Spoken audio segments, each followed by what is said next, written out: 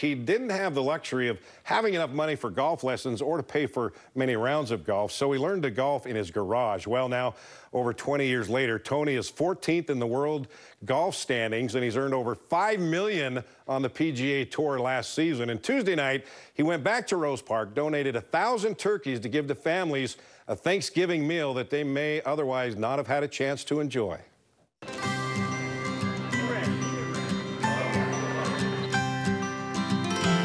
We reached out to some local church leaders, some principals, and asked, can we help in this area? We want to do like a turkey drive, provide some food for some of the families that need it. And the response was very much in favor of having this event. So having that be the response, I knew that I needed to do it again. So that last year was a big deal, but this year seems to, we want it to be bigger, and it definitely is that. But I grew up in this area, and that's why I knew I kind of stumbled upon maybe providing some food for some families in need.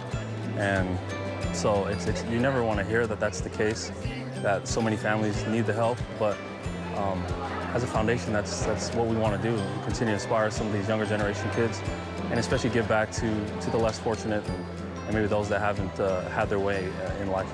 I love Rose Park. I love being from here, and I want to do my best to give back to a community that's given me so much.